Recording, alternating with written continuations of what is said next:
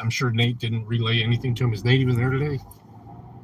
He was here. I did relay to Corey this morning what you told me about having to do the hotel thing. So what they did with that, and I related to... No, they're just connecting it to the regular network, putting in the password. Wide open network.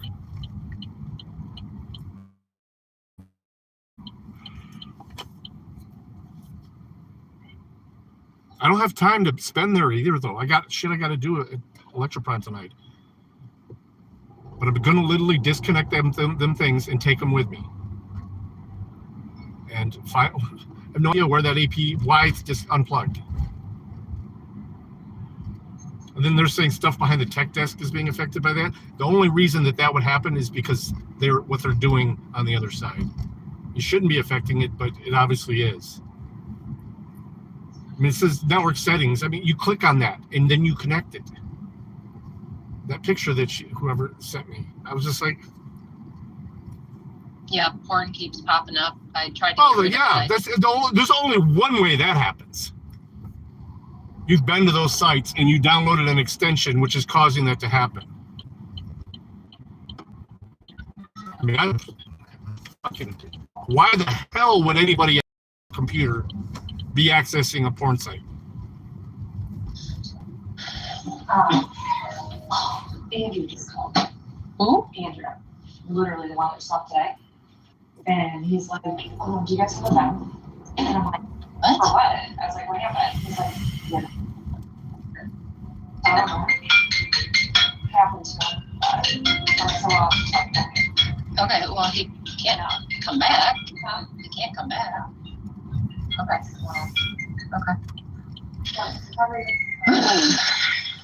Happy Monday.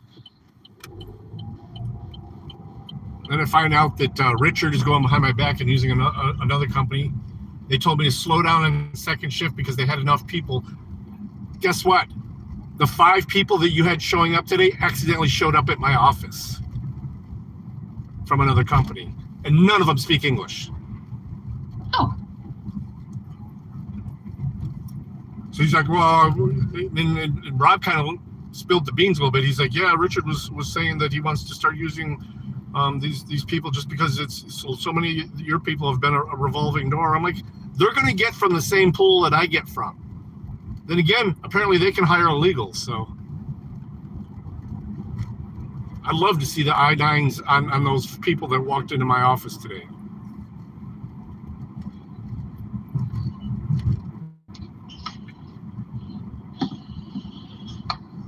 They're like, we're here to start. I'm like, there's no second shift here. What are you talking about?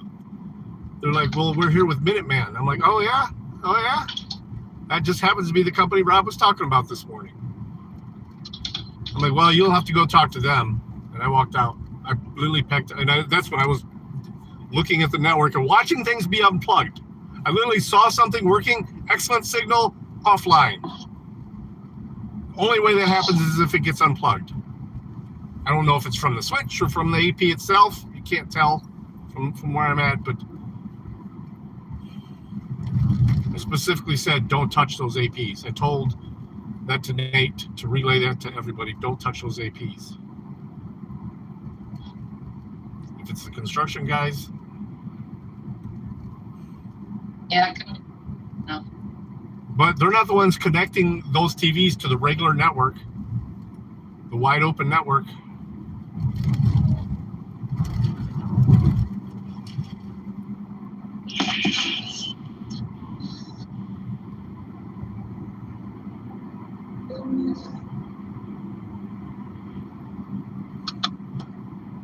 And if I have to go looking for that AP,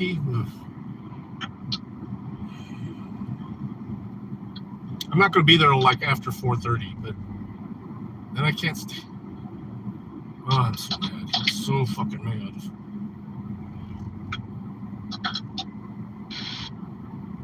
I'm watching them because I still have the app from that supplemental system that I had set up. It's new connection. I'm like, why is this even turned on? I unplugged it and put it on the box.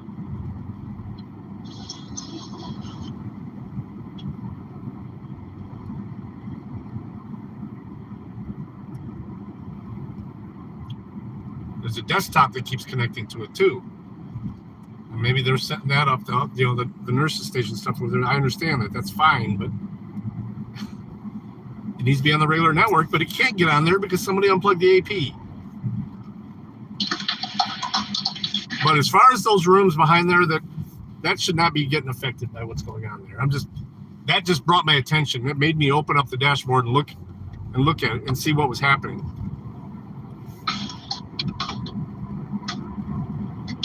That is just user error. Literally click on networks. Now the porn, I'm a little hot about too.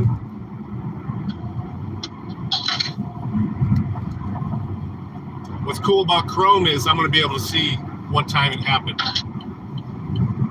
They may have tried to cover their tracks, but I doubt they did it well enough. I'll be able to look in the history, find out when that shit happened.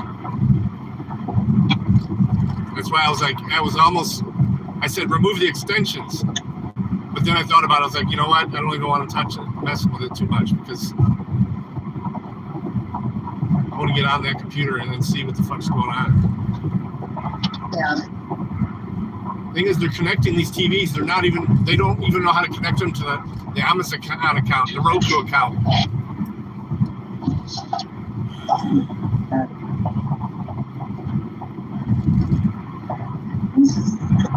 That's why I need to fucking be done where I'm at here and just be full time.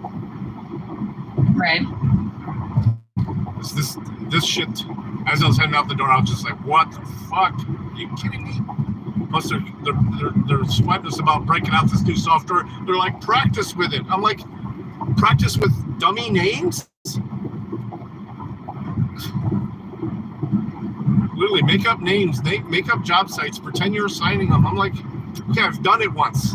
I know how to do it.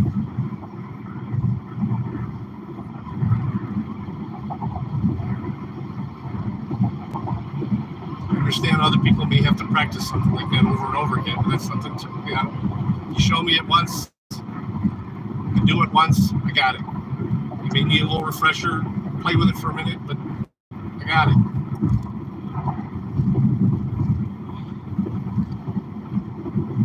All right. Well, it says I'm going to be there about 4:34. Okay, I'll probably still be here because I can wait coming up from the channel at 4. So. Love you. All right, love you.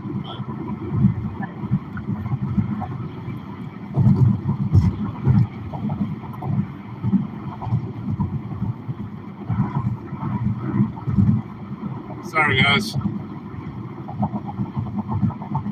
Whoever's here.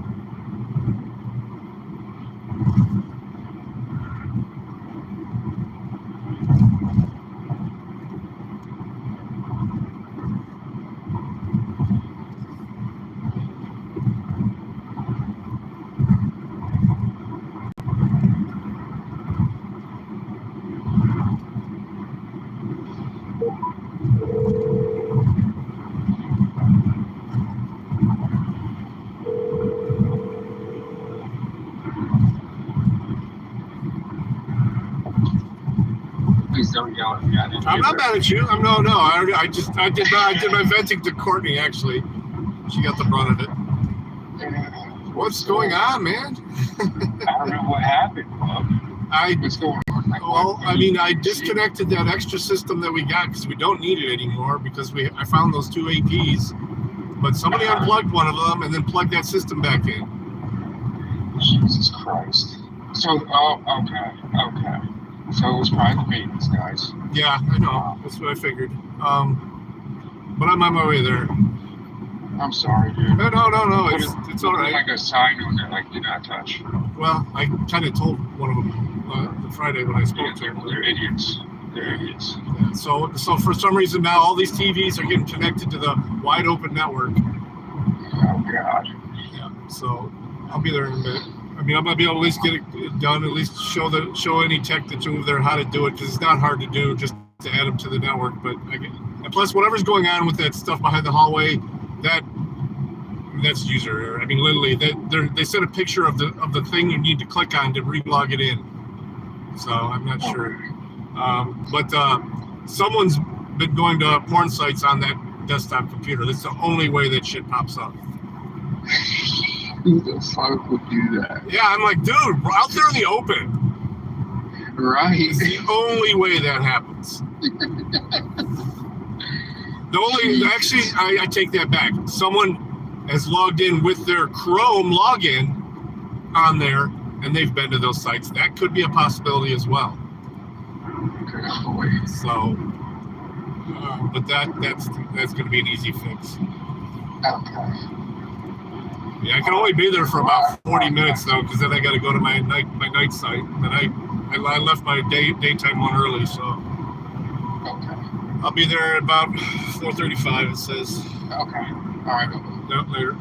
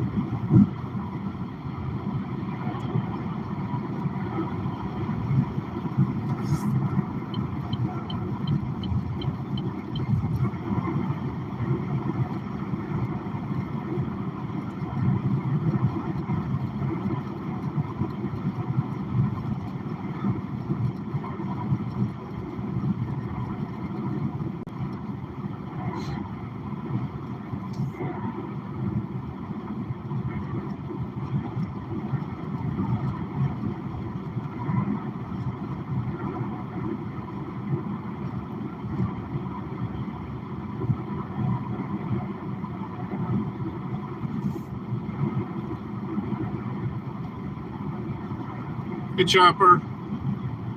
I don't know if you're listening in.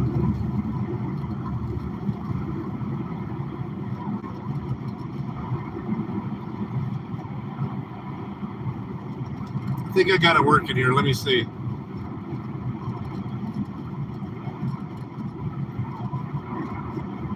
Nope, still not working.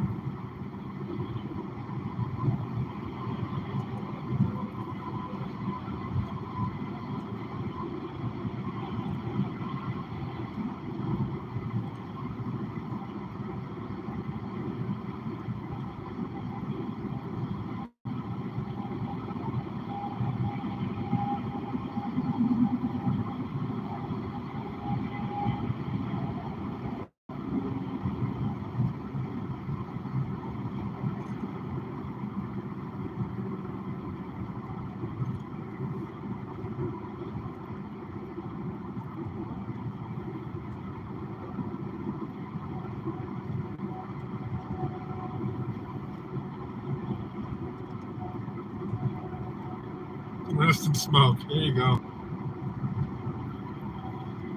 Oh.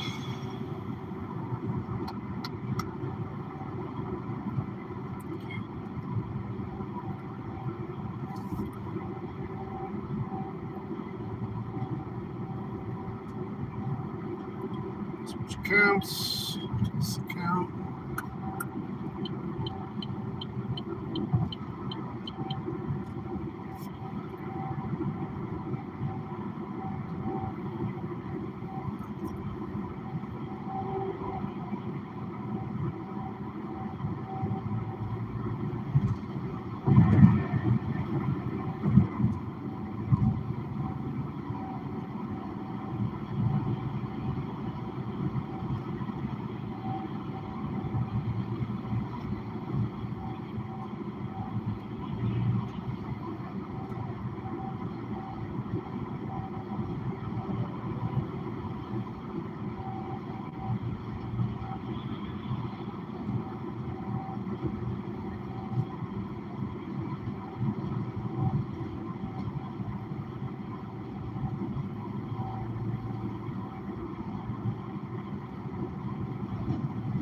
I don't think it's going to work right now.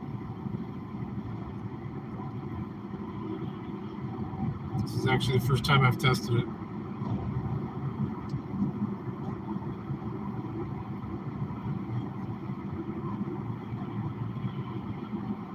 Yeah, it's not going to work on this one, only on my main channel.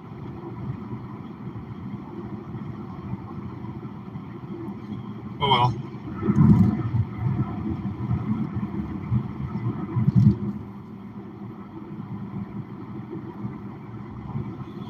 Only on the main channel.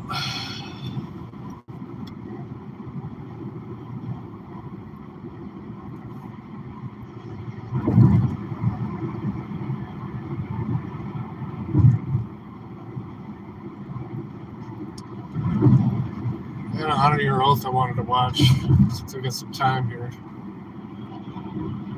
Pull that up. Big dummies.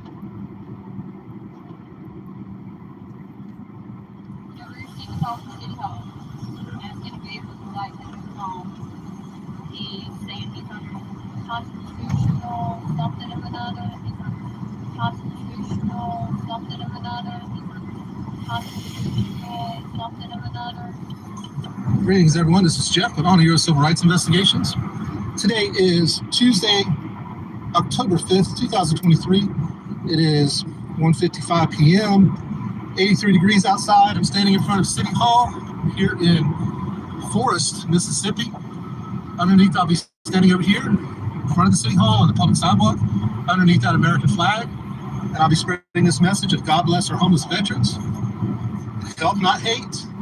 This is freedom of speech, freedom of religion, and freedom of assembly on a traditional public forum, the public sidewalk at the steps of City Hall. Let's see how this goes.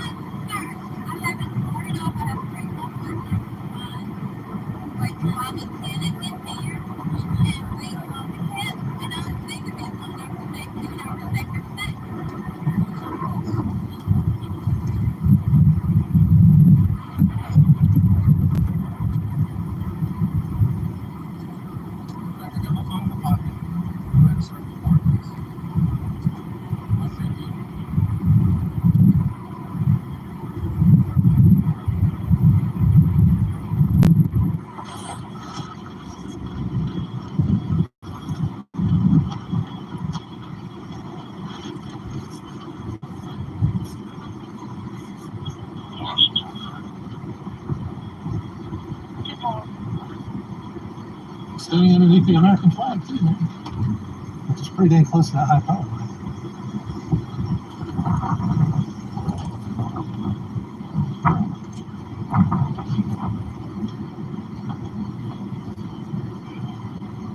How you doing?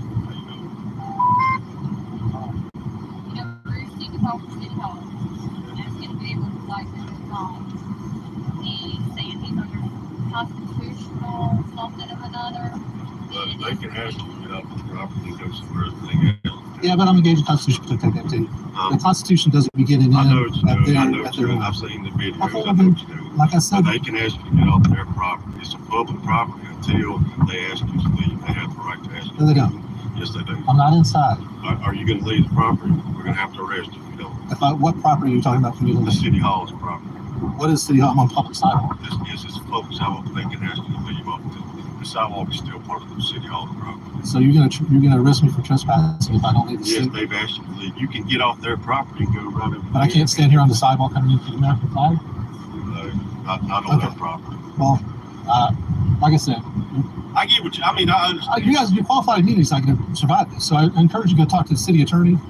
I'm not gonna get arrested. I'm going to arrest you if you don't leave the property. Right now? Yes.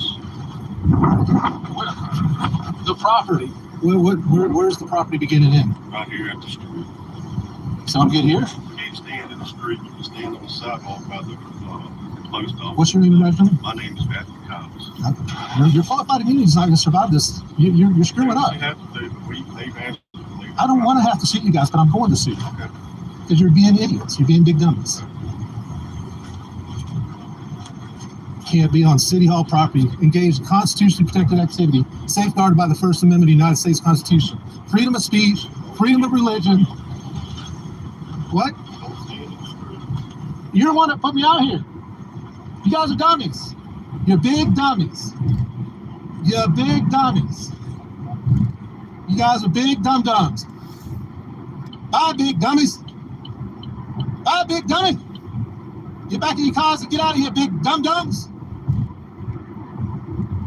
Man, Jeff got a little hot there. Unbelievable. This is the United States of America. This is freedom of speech in the United States of America. This dumbass lieutenant right here, this dum-dum, just trespassed me for public property underneath the American flag. Bye, dummies. You dummies.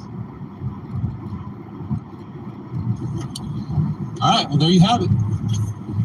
The big dummies of Forest, Mississippi, the dumb police officers, the dumbest group of a bag of hammers I've ever seen, just trespassed me from City Hall, Forest, Mississippi, from that public sidewalk over there, standing underneath that American flag, because the people in City Hall didn't want me here. So if the people in City Hall don't want you there, that gets to override the Constitution of the United States and our First Amendment protected activities of freedom of speech, freedom of religion, and freedom of assembly on a traditional public forum. I'm pissed off. This shit is getting old, and I'm tired of it. These dumb cops in this country.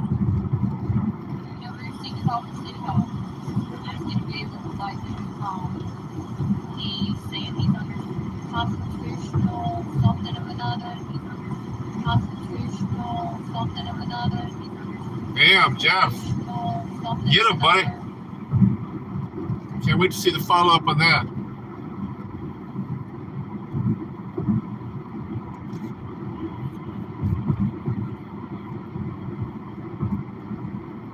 Welcome once again to Leto's Law. Here's Steve Leto. There's a place called Mint Hill down in the Carolinas, and a story involving asset forfeitures come out of there.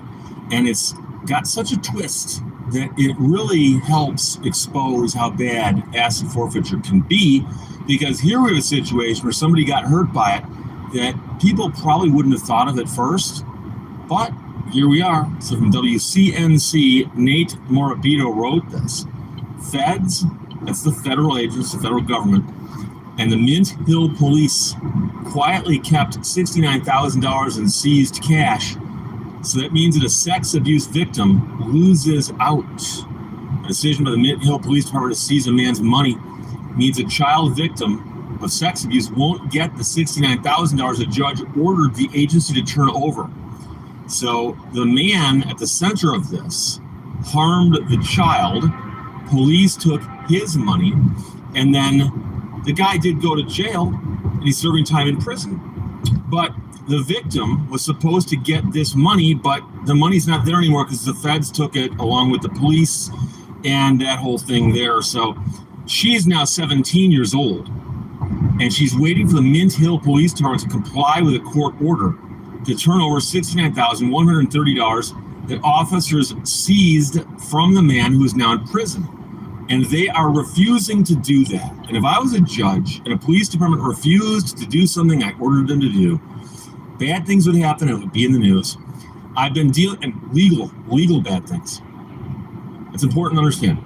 I've been dealing with this since I was 5 years old, and I'm almost 18, says the woman who says, I just want to move on with my life. That money was going to help me do it. Without it, it just feels like 3 steps back. It's honestly so frustrating and difficult. Now, her mother actually works for a law enforcement agency as a victim's advocate and can't understand this either. I just think this is completely unjust. How can they sleep at night? How can they say this is okay? Now, the woman's name is not given in the stories because she's a victim of a sex crime. And so they did talk about it to the TV station, WCNC. But again, they've done this in a way that protects her identity.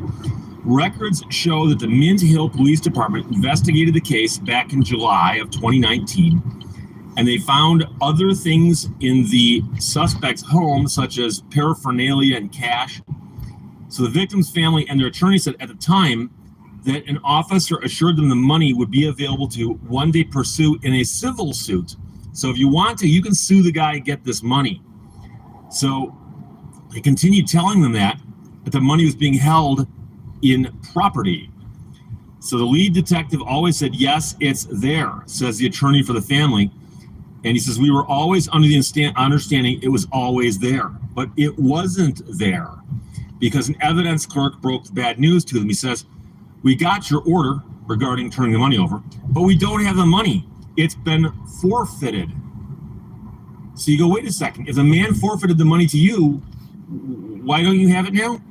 Well, unbeknownst to them, investigators seized the cash and then partnered with a federal agency to apply for asset forfeiture, citing probable cause of the illicit drug activity.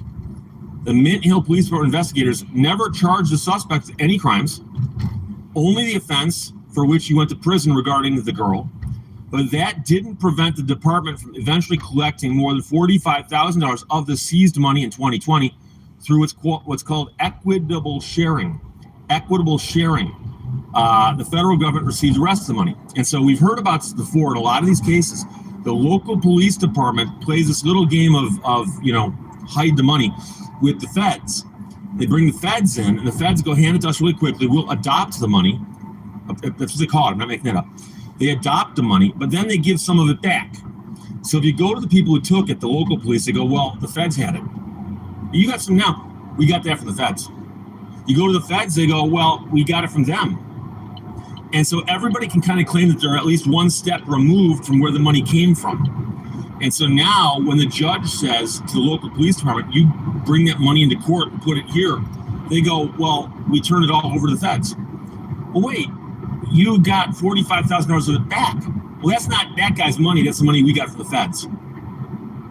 No, that's the money you got from the guy. Just a little games you're playing there. So the suspect didn't plead guilty to any crimes until almost 3 years after he was arrested. He's currently serving a several-year prison sentence.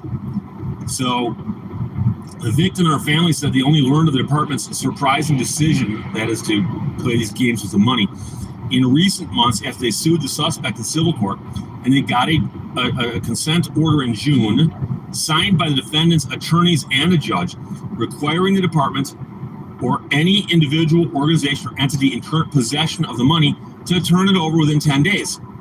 So whoever's got the money's got to turn it over according to the court order. So the police department's attorney said in an email, this is to inform you that MHPD does not have this money. Paperwork shows the federal government published a notice of the seizure online in November of 2019, and then declared it forfeited because apparently no one responded to that. I've joked about this before, that the law often says that you can post a notice someplace, and if nobody responds to it, you say, well, we tried. And for instance, I can show you a court rule that says that you can post notice at the local courthouse on a bulletin board. How many people do you know who aren't attorneys spend much time in the courthouse looking at the bulletin boards? And I remember walking by the bulletin boards at like Wayne County Circuit Court and actually reading all the notices posted there going, wow, all these notices posted here, no one's seen these but me. So the victim's mother said somebody needs to call them out. They're policing for profit. Of course, that's what the Institute for Justice calls it too. They're policing for profit. Federal law allows local and federal agencies to routinely work together to collect seized money. But why would Mint Hill need federal help on this? Why? And it would look like they actually got the help from the feds because that would allow them to keep the money. Because they did the little dipsy doodle with the money where they give it to the feds give it back. They go, that's not that guy's money, that came from the feds. Simple Google search of the suspect's name identifies a news release showing that he won the lottery back in 2018 and brought home over $70,000 in winnings. So that's, of course, where that money most likely came from. But they're saying, no, it came from that drug paraphernalia. Despite the Mint Hill Police Department using illegal drugs as the premise for taking the man's money, the agency relied on U.S. Customs and Border Protection through the U.S. Department of Homeland Security for the asset forfeiture. Now, the attorney for the police department said it's very common for a federal agency to adopt a seizure once contacted by a local department, including when there's an existing relationship. And he said the MHPD lieutenant who handled the money is a member of the Homeland Security Investigations Task Force, which makes no sense at all. None. But the attorney says it's common. And see, again, and I hate to pick on attorneys because I am one, but he's saying that it's common to make it sound like it's not wrong. Well, a lot of things are common that are wrong, and the fact that police commonly do this doesn't make it right.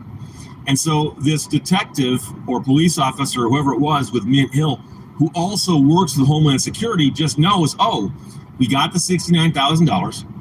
They're going to want it. But before they can get it, we will do this little thing with the money where we give it to the feds, they give it back, and we can say, oh, it's not his money anymore, it's ours, it came from the feds. It shows you how inappropriate civil asset forfeiture is to begin with, but also how you have these strange outcomes like this. And so if the guy at the center of the story who's now in prison had been a dealer, and that money had been the profits of a crime, I can see the police saying, oh, we found this money, it's the profit of a crime, let's charge him with the crime. No, that's not what they did here. And it looks like there's a really good explanation. He actually had the money because he hit the lottery. I mean, I think that is a source of money if you win. Somebody. So it's unfortunate. Yeah, another nice day. So the day. question now is, what's going to happen? Very cool, but nice. The court has said, we want this money back. And the police have gone to court saying, we don't have it anymore. Now, it depends on what the judge wants to do with it, because the judge could say, well, that's too bad, because you should still have it, especially if you assured these people all along that you had it. I don't know if that's actually the case, but let's assume for a moment that it is. You should still have it then. Now, if they never said that all along, it's still kind of like, yeah, but where did the money go and why? And so I said earlier, if I was the judge, I'd say, do you guys have the money, yes or no? They said, no, we don't. What happened to it?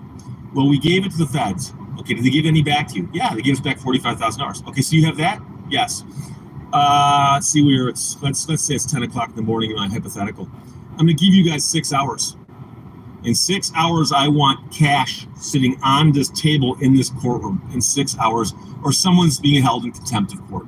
And as soon as somebody started to pipe up, I'd bang my gavel, get up and walk out. I'd turn to the bailiff and go, 6 hours, remind me. And in 6 hours, walk back out there, and hopefully the parties will be there and go, where's the money? $45,000, because they have at least $45,000 of it. $45,000 sitting in a pile on that table? No, it's not. Oh, guess what? Someone's going to jail.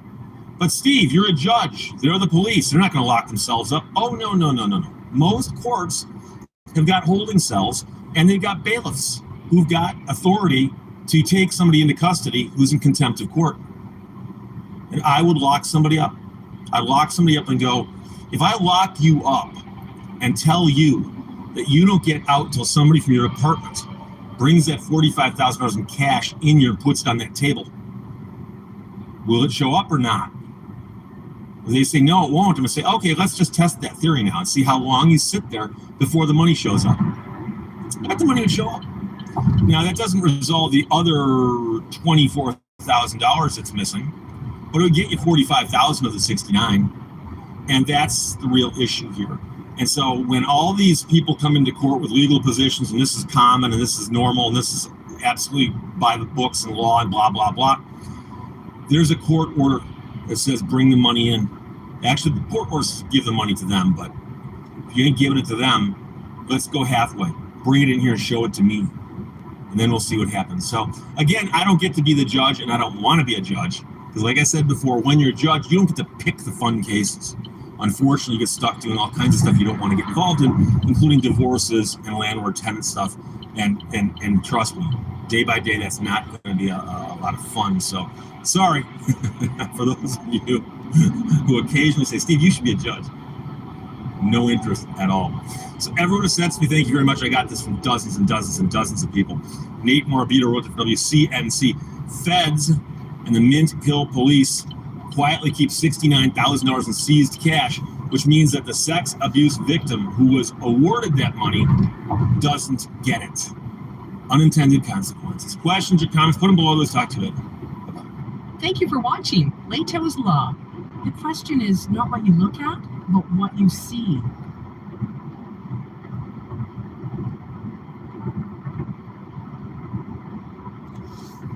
Yeah.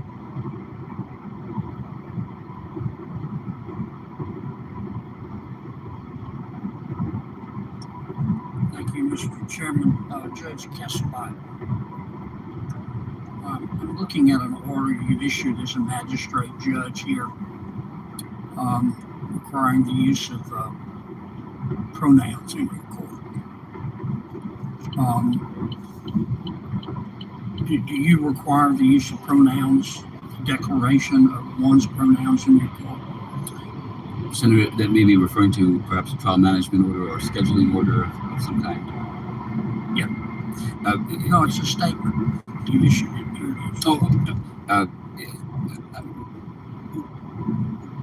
It's an invitation for people to identify their pronouns and or their honorifics. Well, I'm looking at your requirement that you issued to all people in your court. You say, quote, when you introduce yourself in a meeting, you should say, my name is Judge Blank and my pronouns are blank. And right, Senator, those were not requirements or rules. Those were suggestions those were suggestions and invitations for people to use. And you also, in your directive, you say, quote, I'd like counsel to introduce themselves, giving your full name and your honorific, such as Ms. and Ms. Period, Mix, or Mr., not Mrs. And if your client will be making an appearance, I ask you to please introduce them to the court by giving me their full name and their honorific, such as Ms. and Ms. Period, Mix, or Mr. End quote. Is that right? Senator, it's not a directive. Again, it's an invitation for people to introduce themselves. Okay. All right. I'm looking at an article from the Oregon State Bar Bulletin, May of 2021. And I want to read one of your quotes. Quote, we have to set aside conventional ideas of proof. Let me say that again. We have to set aside conventional ideas of proof, you said, when we're dealing with the personal and interpersonal work of equity, division, and inclusion. As a judge, I can appreciate the challenge of employing a different mode for understanding truth than that which most lawyers are accustomed to in our work, end quote. Did you write that? That is a quote from that article. So when we're dealing with equity, diversity, and inclusion, we should set aside conventional ideas of proof. Is that right? In the larger context of interpersonal and personal relationships, the idea of being able to have a conversation with somebody. Yeah, but you didn't talk about conversation. You said proof. It's in the context of having a conversation with somebody about the issue of their background and their experience. When the issue is equity, diversity, or inclusion, we should have a different set of proof. Is that right? When it comes to the space in which people have interpersonal relationships with one another, the idea of respecting and dignifying each other with their experiences is an important part of. So all issues have one set of proof, which has been handed down by our state Supreme Courts, our U.S. Supreme Court, except you think they do. A different set of proof when equity, diversity, and This inclusion. person's trying to become a federal judge too. All of my years on the bench, Senator, I have I like applied Senator the law, Kennedy. the rules of evidence, the case precedent. Let me move on. I'm looking at the notes you gave us from a speech you made in February 7, 2020. It's entitled Speech Reflections on Equity and Privilege to the Oregon Blacks in Government. You wrote, quote, "White, male, straight people allow privilege to remain in place," close quote. Did you say that? Did you write that? Without looking at the specific speech here. Turned it in. But if that's on the piece of paper, Senator, then I have no reason to. You also wrote, quote, "Privilege is incredibly similar to narcissistic personality disorder," close quote. Did you write that? Without looking at everything in the context of that statement, it appears correct. You wrote, quote, "The identity of Muslims also need to be normalized in a country that is so deeply Islamophobic." Did you write that? Senator, I did. And what I'd also like to clarify is that in the context of my work on the bench, I have treated everybody equally without regard to their background. Sorry, I just want to get through this. I'm going to run out of time. You also wrote, quote, "I am disappointed about the way in which the founding fathers of this country perpetuated inequity," close quote. Did you write that? In the context of the issue of slavery, that was something that I considered. Your notes you gave us from a speech on May 17, 2023, "Does race matter?" You said, quote, "Does race matter? Hell yes," close quote. You know that t-shirt at the Saturday markets, the one that says something like "Love, see no color," and it has all the colors of the rainbow all over it, and it's like a tie-dye shirt. Well, the first time I saw it, I said, how sweet. Then I got angry. If love doesn't see color, then I don't have allies, close quote. Did you say that? Yes, and that was to explain that the work of equity is to help understand where people are coming from, not to ignore who they are. And you also, I'm sorry. Can I get 30 more seconds?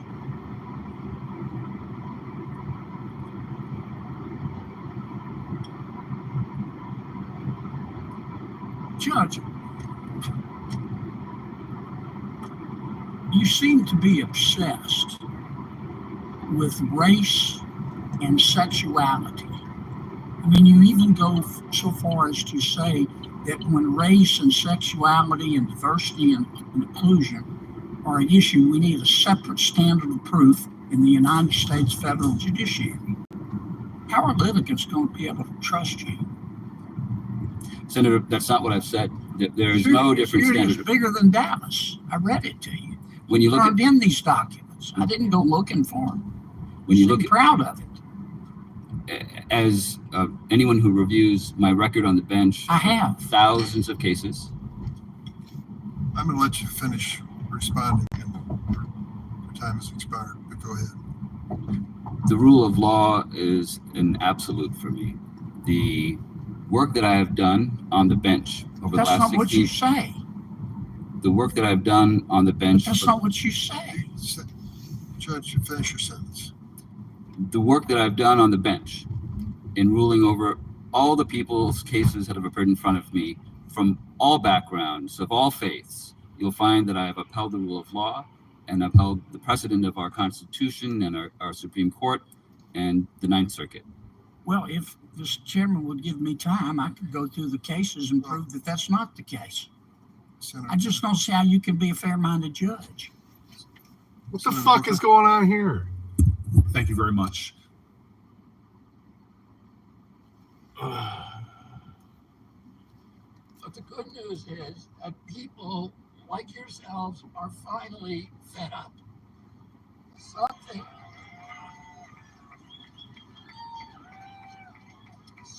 is stirring in us that says it doesn't have to be this way. People stop me everywhere at airports, at hotels and malls on the street, and they remind me that this country is ready for a history-making. The fuck is going on? They are ready to reclaim their freedom, their independence.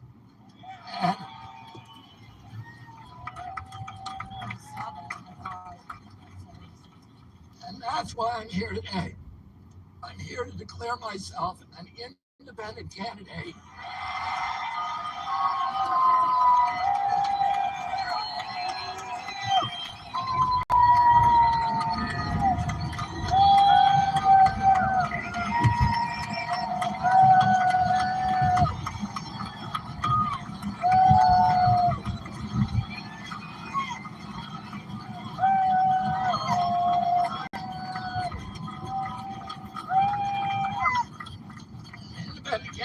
For President of the United States.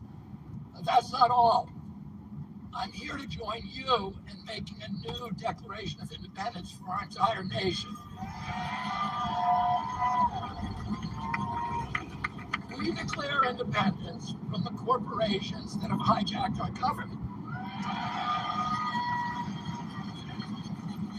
And we declare independence from Wall Street, from big tech, from big pharma, from big ag, from the military contractors and their lobbyists.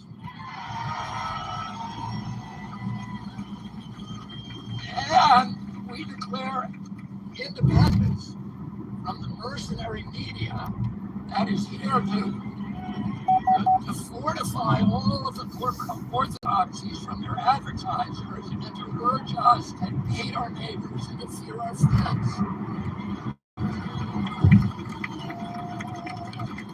And we declare independence from the cynical elites who betray our hope and who amplify our divisions. And finally, we declare independence from the two political parties.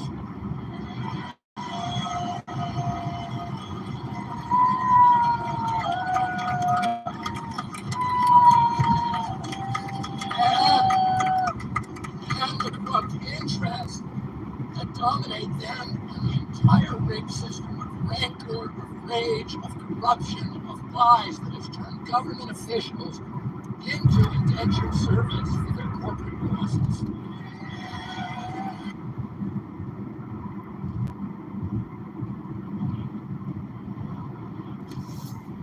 It's the same judge by Marsha Blackburn. Thank you very much, Mr. Chairman. Thank you. Senator Blackburn. Thank you, Mr. Chairman, and congratulations to each of you on your nominations. And it's so wonderful to hear your introductions of your families. And I'm so pleased, Mr. Kimber, that you now have a congressional edict to be good to your mama. I think that is just awesome. We mamas like things like that. We're also informed by looking at your records and reading your writings. And Judge Cassava, I want to come to you because as I looked at some of your readings and writings, your decisions, you seem to have an affinity for Marxism.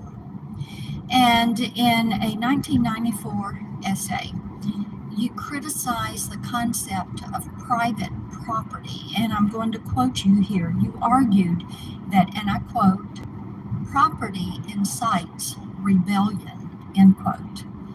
And this is one of the many positive statements that you have made about Marxist approaches and Marxist policies, Marxism. And, you know, President Reagan, as I was reading some of your things that leaned toward Marxism, I thought of President Reagan's comments when he said that the March of Freedom and Democracy would leave Marxism on the ash heap of history, and that's exactly where it belongs, because Marxist regimes, as of 2023, have been responsible for the deaths of over 100 million people.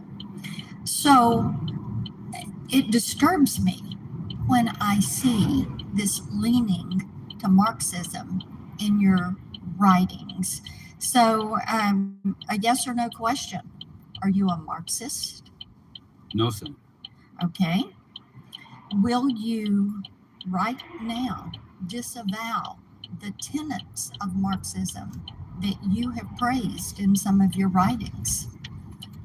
Senator, I have not praised Marxist ideas, and I would disavow any other system than that which is than that would be supported by our U.S. Constitution and our laws. I appreciate your comment, but sir, in your writings, you have given the opposite opinion.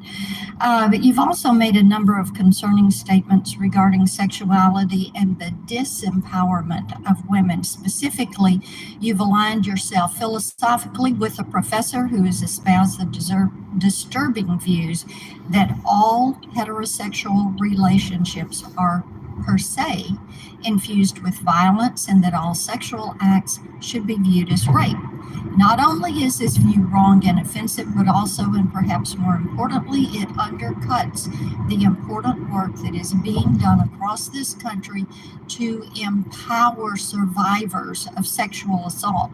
When you say that all sexual acts are rape, you delegitimize and silence women who actually are victims of sexual assault. So how can women possibly trust that they will be treated fairly in your courtroom given your disturbing views on the subject?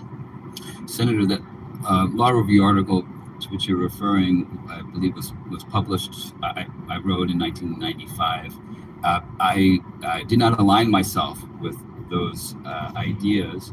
The law review article summarizes several different We're familiar with the article. Do you regret citing these very concerning statements? Senator, the description or summary of these different theories is not a subscription to or an attestation of the validity. Do you denounce the view that all women are per se disempowered by our system? I do not ascribe to those theories that I was summarizing in that article. And I would also turn to my years of serving on the bench and treating all people fairly. Let me move on. I've got 30 seconds. I also was troubled by your involvement as the prosecutor in the Gonzalez case. Mr. Gonzalez was arrested for allegedly raping a 12-year-old little girl. The FBI eventually reviewed the media seized from his home and identified horrific images of child sexual abuse. The sentencing memo that you prepared, this is for Mr. Smith. Your sentencing memo, you outlined Mr. Gonzalez's heinous crimes. The images that were found on his phone were created in his home, in his own bedroom, with girls as young as 10 years old. And they found out he had parties. He would offer them illicit substances. He would then abuse them. And he did this multiple times over a 15-year period of time. It started in 1997, and still with all of that information, you went far below the guidelines. And in fact, for this repeat child abuser, you recommended a sentence of just over 10 years. And he had done this to kids for 15 years. So why did you do that?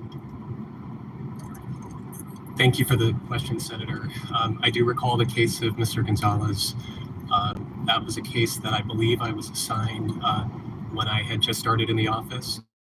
I recognized immediately the seriousness of those offenses, and I believe I had Mr. Gonzalez prosecuted within a month or so of my having been assigned the case.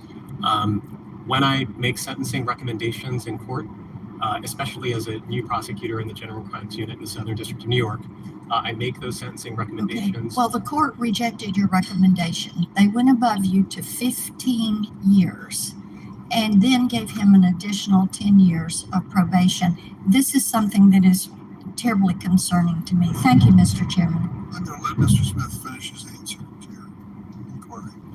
Thank you, Chair Durbin. I just wanted to mention, particularly in the General Crimes Unit in the Southern District of New York, the sentencing recommendations that we make are in close consultation with our supervisors, considering all of the 3553A factors. And so when I appear in that forum, I'm representing the office. And I do that as a prosecutor in all of my cases. I on behalf of my own personal views, I try to set those things aside, and I try to represent the office. If I were fortunate to be confirmed, I would do the same as a judge. I would set any personal views aside, and I would endeavor to apply the law faithfully and to find the facts fair. Thank you, Mr. Chair.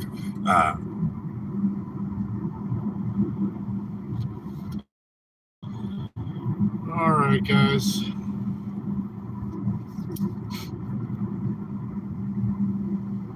It's me going in and out as we're driving through the backwoods here.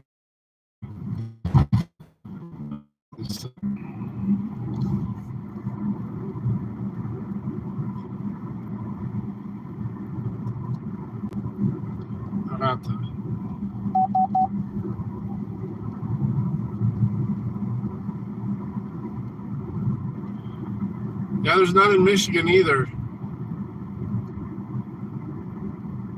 Pennsylvania has a ton of them. Maryland has a ton of them. Florida has quite a few. I guess Oklahoma has a bunch. I mean, these are states where I know I've paid tolls. Indiana, Illinois.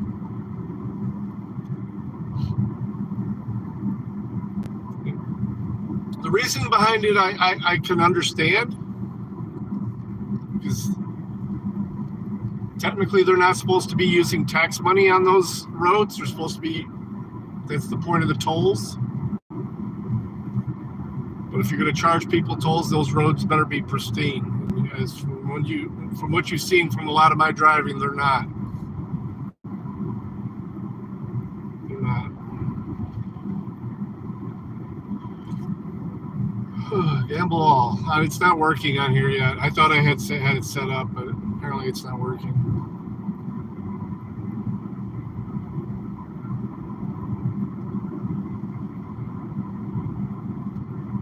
I don't know why. Have to remove and re-add the mod, I guess. The Streamlabs mod. Maybe the one that's in there isn't working right. I don't know. Israeli Chick-fil-A. And that one, I mean, that's how fucking cheap they are. That one there is unattended. I mean, you guys have been with me where I had to rip down my Easy Pass and through a phone line, read a number off to somebody. Sorry, if you're going to charge this much to travel down these roads, you better have a person at each, at least at the exit.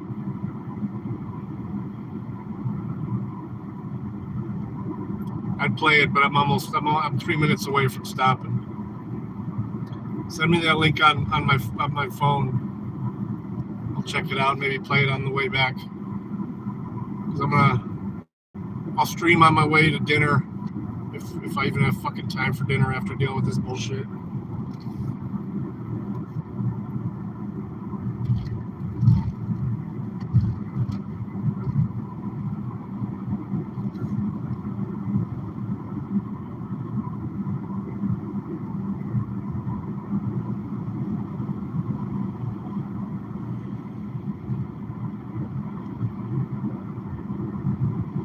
Oh, is that who that is? Is that what that is?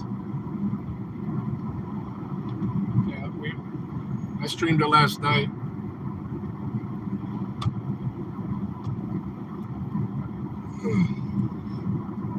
Did you do another chalking? In another post office? That's pretty fucking cool, though. That's a great idea. Those of you who don't know who Lysander Spooner is, he fought the federal government to have his own postal service, own mail service, and he won. The federal government should not have a monopoly on that, nor should they even be controlling it. That's why we do have shipping companies and stuff like that.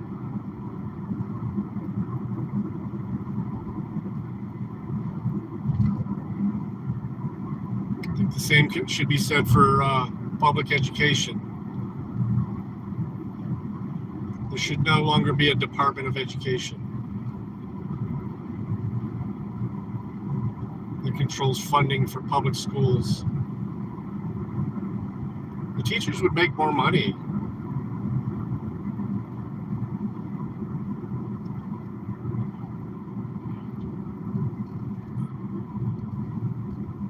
Because then it would be competitive between the schools. There's no competition in public schools. I mean, it's pretty obvious by testing scores that how horrible public schools do to even homeschooling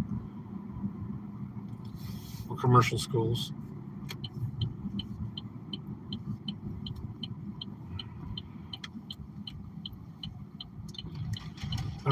That's my rant. I'm at the job site here, so I'm hoping this won't take long. I do plan on doing another stream once I get done here, as long as this doesn't take too long.